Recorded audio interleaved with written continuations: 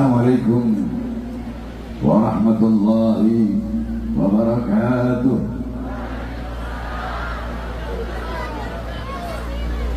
Alhamdulillah, alhamdulillah al-qawi sultanu, al-wadih al-burhanu, al-mabzud fil wujud karamuhu wa ihsanuh.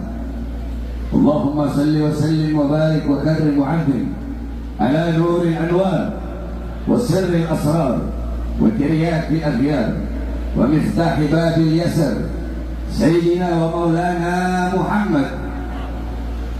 محمد المختار وآله الأبحار وأصحابه الأخيار عدد نعم الله وإفضاله. أما بعد, yang saya cintai, yang saya muliakan, segenap para alim ulama, para habaib, para kiai, para asatid, para tokoh masyarakat, segenap aparat pemerintah, wabil khusus segenap keluarga besar daripada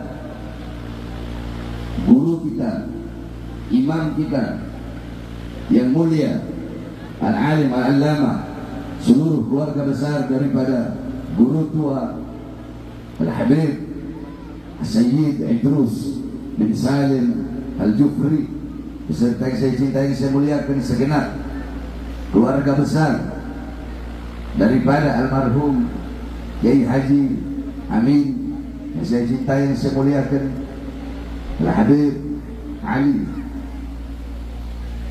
Al-Jufri, beserta seluruh para habaib yang lain. Sebelumnya kita minta maaf ke Solo dari mana, lantaran berangkat dari Palu jam 3 sore sampai sini jam 2 pagi.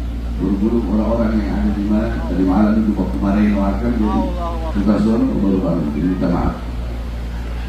Beserta khususnya yang saya cintai, yang saya muliakan, segenap hadirin hadirat, bapak-bapak, ibu-ibu, khususnya para abnaul khairat, khususnya para pemuda-pemudi al khairat yang selalu dimuliakan oleh Allah Subhanahu wa taala.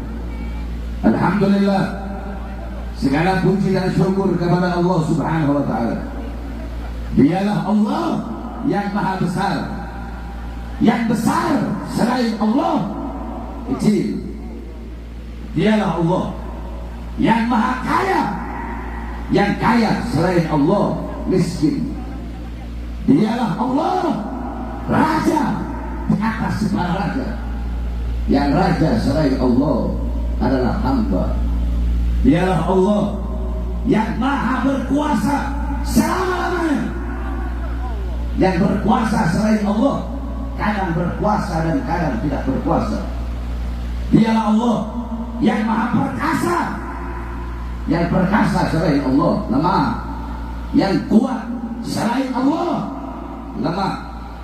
Dialah Allah yang maha melihat, yang melihat selain Allah buta terhadap warna-warna yang tersembunyi, buta terhadap warna-warna yang jauh, buta terhadap warna-warna yang tidak tampak. Dialah Allah yang maha mendengar, yang mendengar selain Allah tuli terhadap suara-suara yang jauh dan suara-suara yang dekat akan menulikannya. Dialah Allah yang maha berilmu, yang berilmu selain Allah adalah pencari ilmu. Dialah Allah yang maha tahu, yang tahu selain Allah adalah pencari pengetahuan. Dialah Allah yang maha hidup, yang hidup selain Allah pasti akan mati, yang ada selain Allah pasti akan tiada, yang wujud selain Allah pasti akan binasa. Sedangkan adanya Allah, hidupnya Allah, wujudnya Allah kekal abadi, tidak akan pernah musnah dan tidak akan pernah binasa.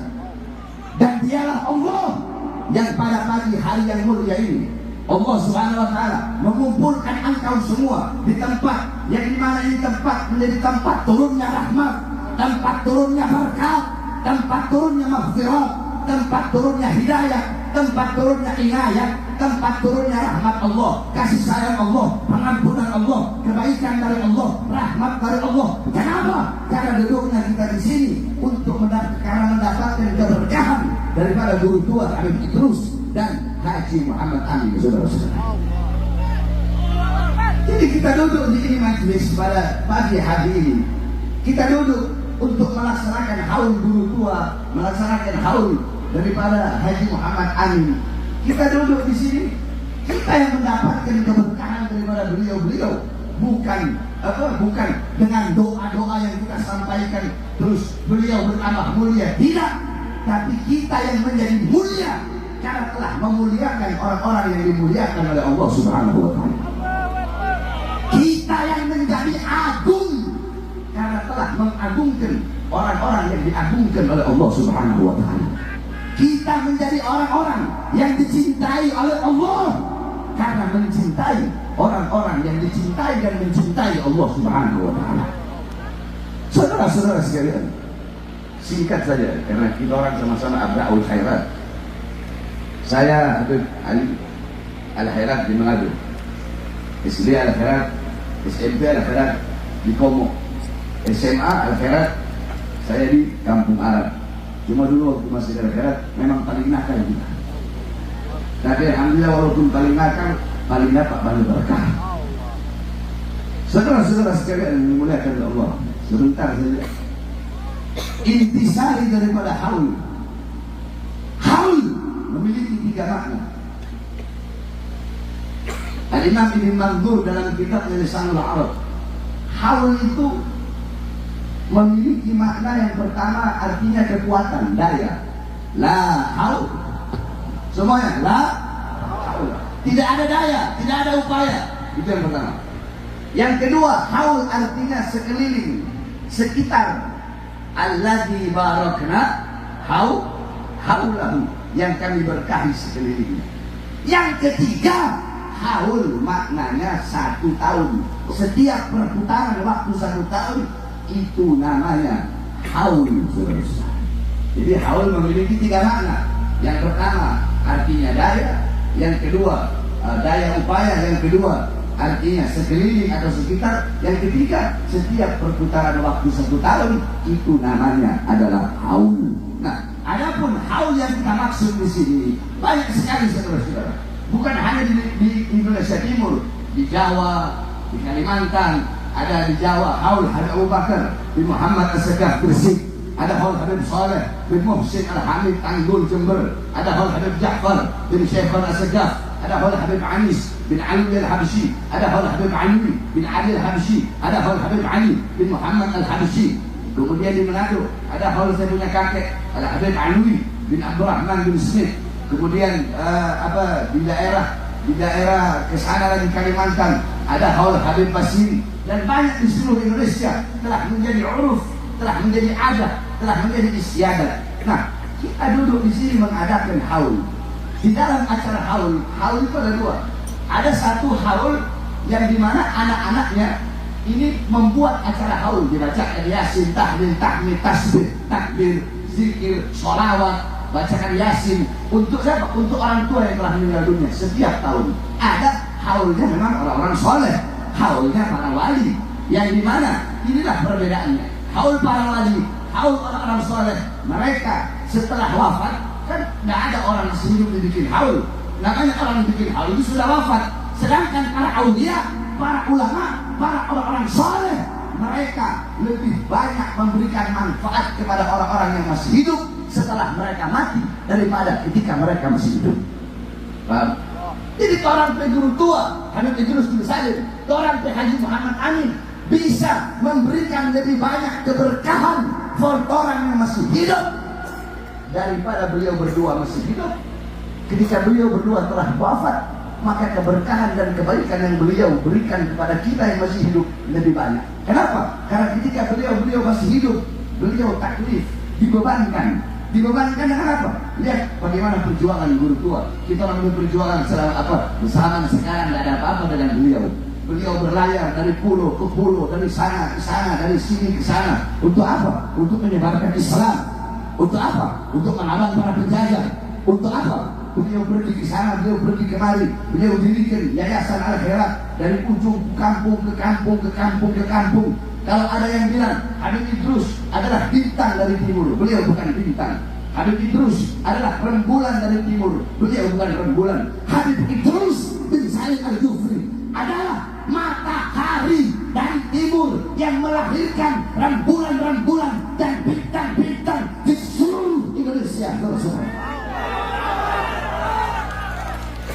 Berapa banyak alumni-alumni akhirat yang mereka berbakti kepada negara, berbakti kepada agama.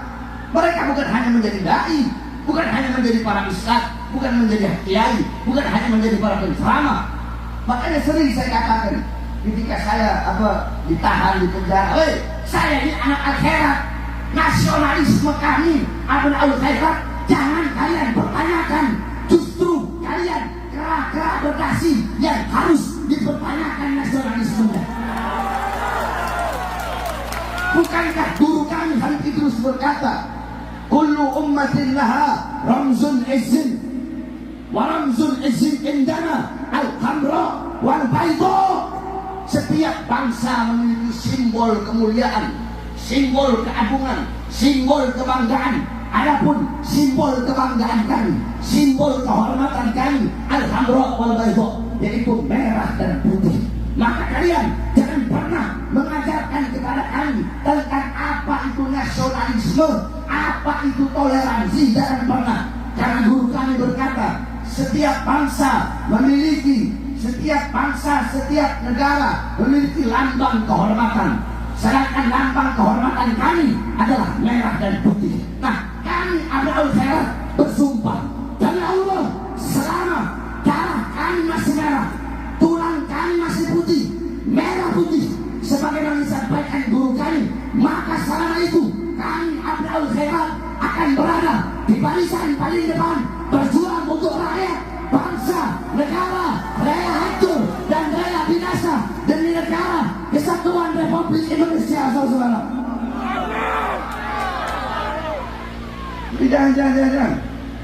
jangan kalian mengajari kami. Ibarat kata kalau ada pejabat kan suka ngomong, oh ini satu fulan nggak toleransi, fulan nggak nasionalisme. Ini ibarat kata telur ayam ngajarin ayam, saudara. Kalau nak bahasa lebih halusnya, musola ngajarin masjid. Jadi kami abnaul khairat nggak usah dipertanyakan tentang bagaimana nasionalis itu kan. Nah, itu yang pertama. Yang kedua, saudara-saudara, di Ampana saya dengar banyak aliran-aliran yang neko-neko yang macam-macam. Sedikit saya bahas. Silahkan kalian buka kitab Bughiyatul Mustarsyidin, Fatwa Ulama Mutaakhirin, karya Habib Abdurrahman Al-Masyhur.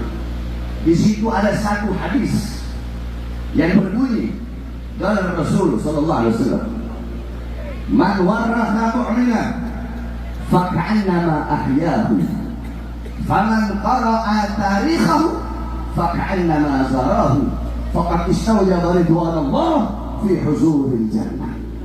Apa kata Rasulullah?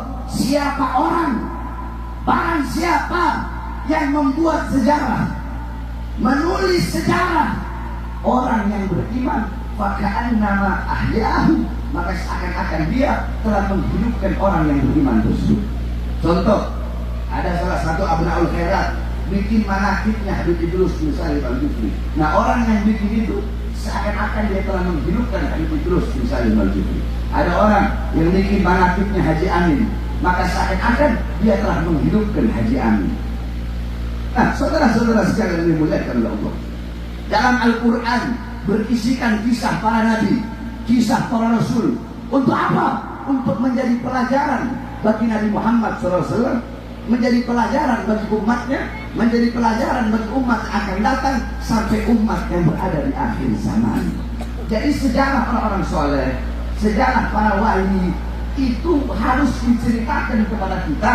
Seperti tadi pasti dibacakan manakib sejarahnya, di mana sejarah guru tua, di mana sejarah Haji Amin, agar kita yang mendengar, agar kita yang duduk bisa mengambil ibrah, bisa mengambil hikmah, bisa menjadikan beliau-beliau sebagai teladan, sebagai uswah, qudwah, teladan kita, pedoman kita dalam kehidupan kita sehari-hari. Bagaimana ilmunya, akhlaknya, adabnya, waroknya, khaufnya, khasyahnya, suhudnya, ibadahnya, qanaahnya, dakwahnya, perjuangannya, guru tua dan Haji Muhammad Amin. Nah, ketika ini diceritakan dalam acara-acara haul, dalam hadis dikatakan zikrul anbiya ibadah, mengingat para nabi adalah ibadah. Zikrus shalihin kafarah, mengingat orang-orang soleh itu adalah kafarah, tebusan bagi dosa-dosa kita. Zikrul maut, sedekah, mengingat kematian itu adalah sedekah. Zikrul kubur yuqarribukum ilal jannah, mengingat kubur mendekatkan engkau kepada surga yang Allah Subhanahu wa taala. Saudara-saudara, Habib Idrus bin Salim Al-Zulkifli, beliau telah wafat 56 tahun yang lalu. Tetapi yang harus engkau semua ketahui, famal hayat illa li ahlil ilm. Tidak ada kehidupan kecuali kehidupan hanya miliknya orang-orang yang berilmu. Al-alim hayatuhu abada. Orang yang berilmu hidupnya kekal, hidupnya abadi selama-lamanya. Bukan berarti mereka nggak mati, bukan berarti mereka nggak wafat. Kullu nafsin dha'iqatul maut. Semua yang berjiwa bernyawa pasti mati. Kullu man 'alaiha fan. Segala yang ada di atas bumi pasti hancur, pasti binasa. Kullu syai'in khaliqun illa wajhah. Zat apapun, wujud apapun, bentuk apapun akan hancur, akan musnah kecuali Allah Subhanahu wa taala. Ibunda Nabi Muhammad, ceritakan, perhatikan ayat cerita ini. Ibunda Nabi Muhammad sebelum beliau wafat, beliau memiliki syair yang begitu indah. Ketika beliau berada di Abwa, Al-Abwa Al-Ghariyah baina Makkah wal Madinah.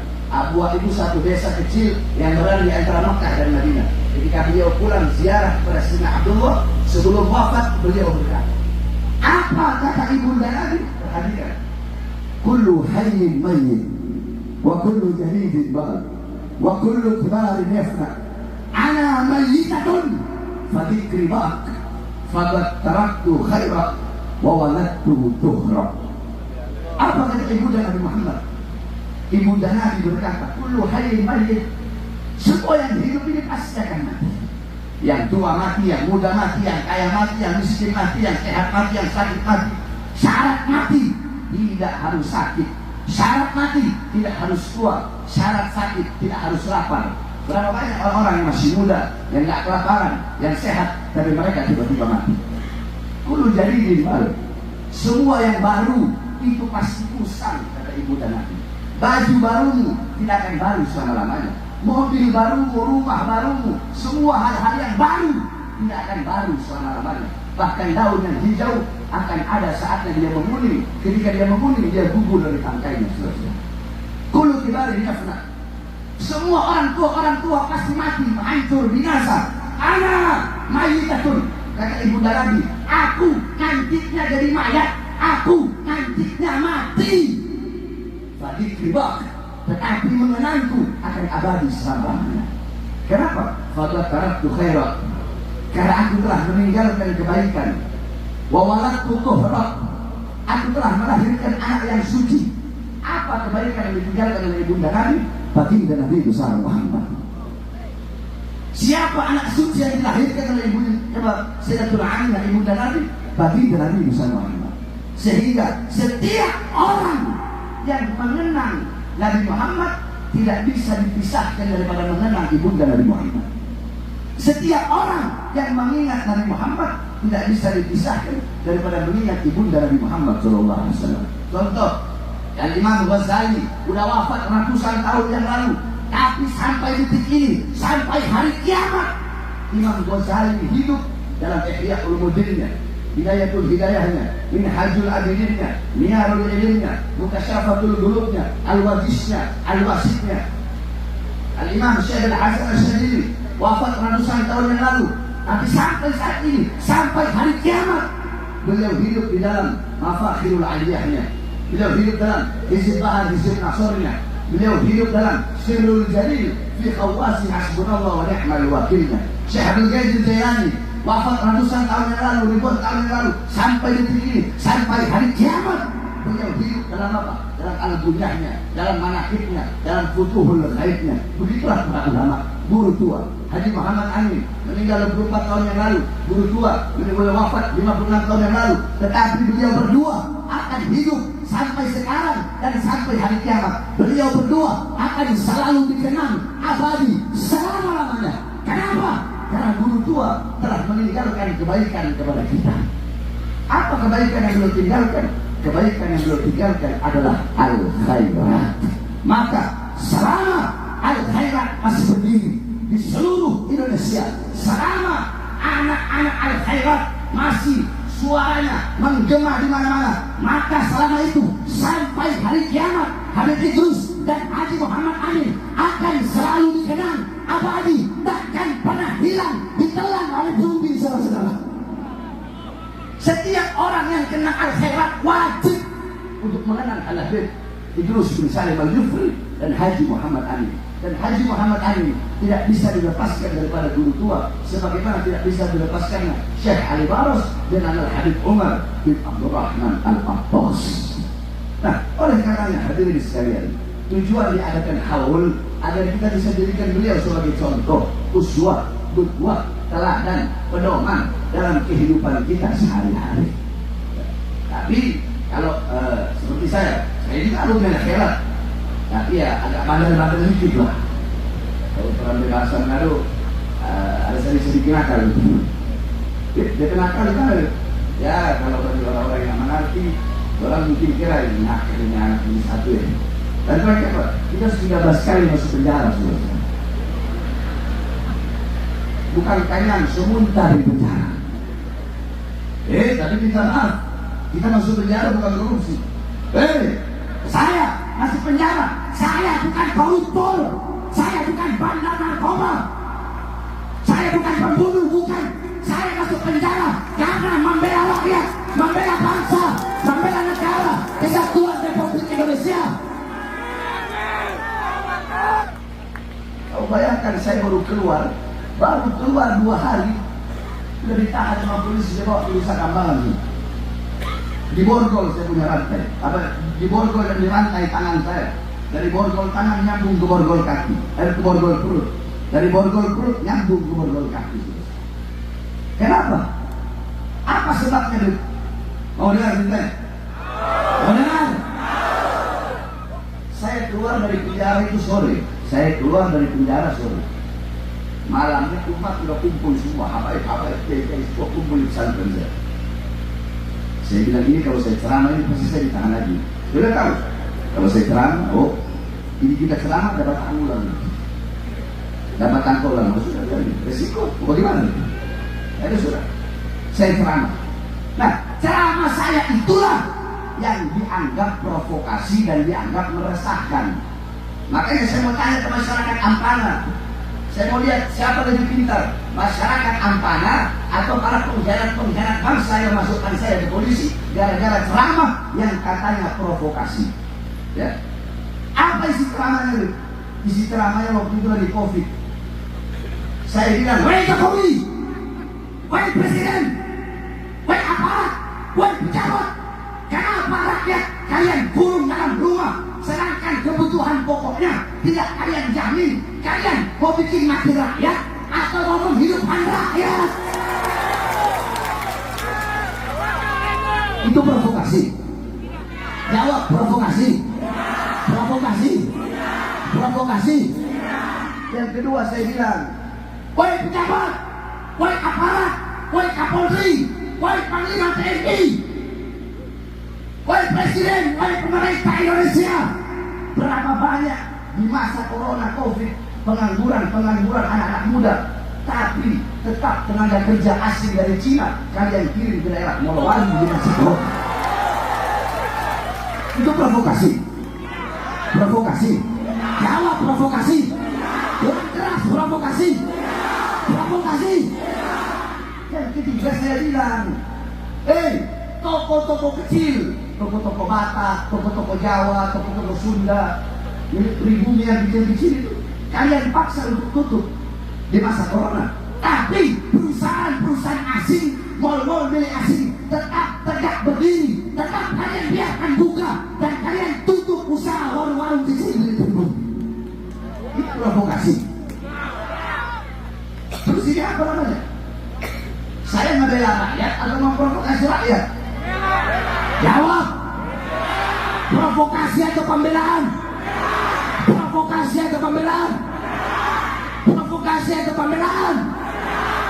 Nah, berarti masyarakat Ampana lebih pintar dari mereka. Saudara-saudara, saya nggak peduli diri saya, saya nggak peduli. Dan saya ceramain, saya bela rakyat. Rakyat yang susah, rakyat yang kelaparan, rakyat yang ditipu, rakyat yang dibohongi oleh orang-orang yang butuh sama rakyat kalau ada maunya. Nah saudara-saudara, yang saya bela rakyat kelaparan, rakyat menderita. Makanya jangankan hanya di penjara, untuk bangsa, untuk rakyat, nyawa saya, jiwa saya, darah saya murah harganya, tumpah untuk bangsa dan rakyat Indonesia, saudara. Jadi jangan congor mulut kalian ngomong nasionalisme bohong.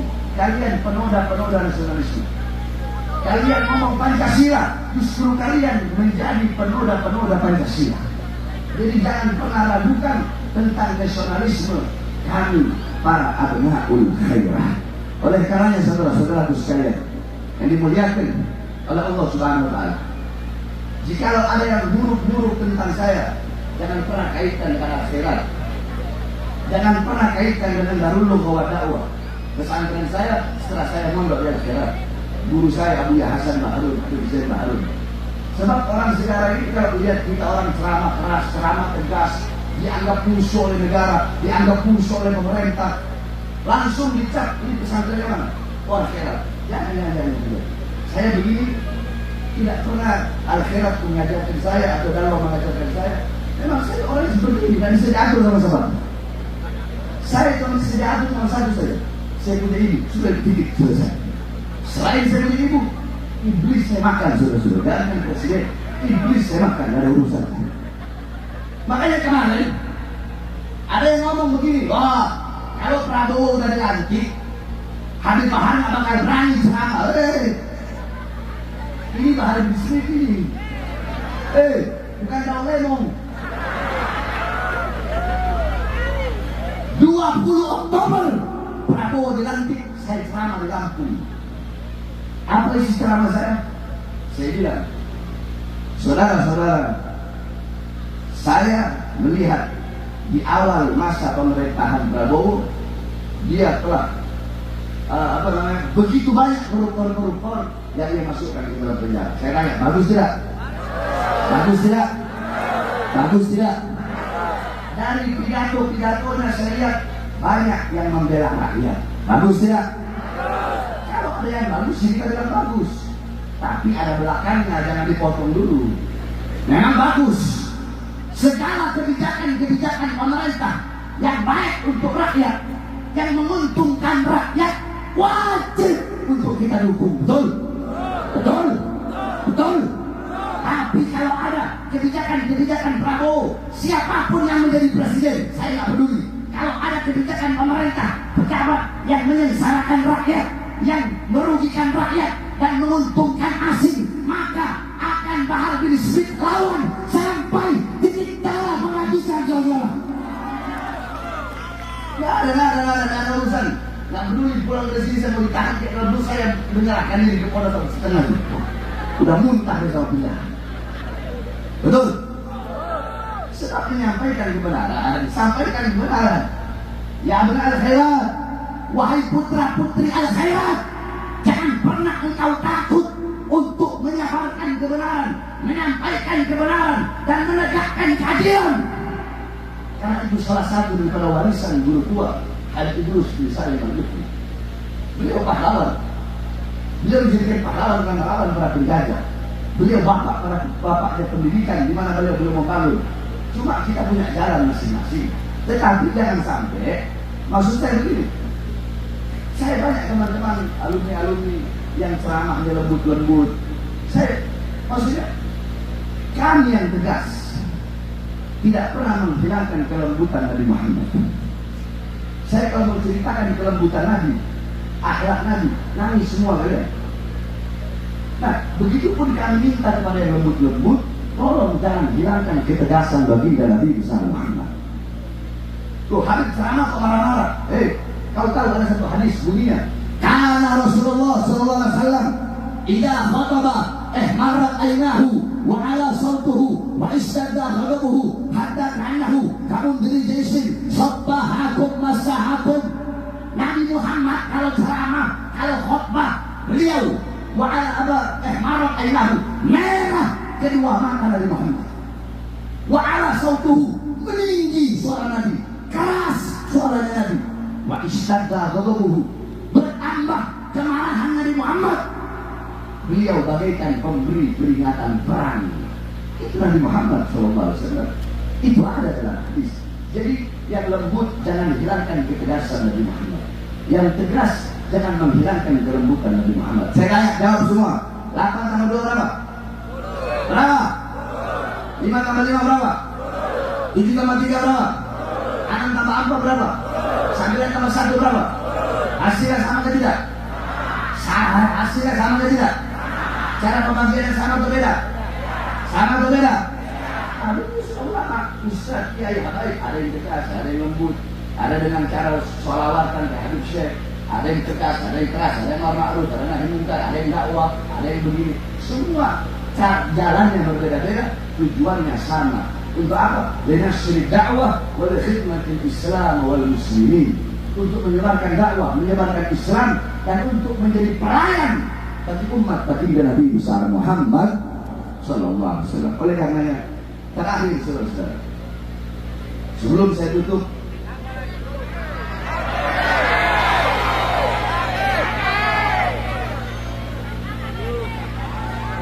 saya ini sebenarnya tidak bisa hadir. Dari berkat karomah guru tua, karomah Nabi Muhammad tadi kayak ketarik saya. Sebab ini anaknya Om Amar datang ke Jakarta mau pesantren, saya mengajar di pesantren. Konteks saya punya keponakan Farwa bin Smith yang ada di Palu, istrinya Abu Bakar gitu. Farwa telepon, Antara itu ada dari Antara mau ketemu. Oh sudah, hari ini saya ada ceramah dia kalau dikasih. Kalau mereka ada foto nanti ada ketemu. Kalau dikasih, sampai di hotel, saya ngobrol sama Om Amar sama beberapa ustaz itu. Sudah, insya saya datang. Padahal sebelum jatuh sampai 2028 itu sudah penuh. Tapi di semua tidak ada harganya untuk guru tua, guru kita Terakhir ini saya ceritakan, saya mendapatkan khobar ini.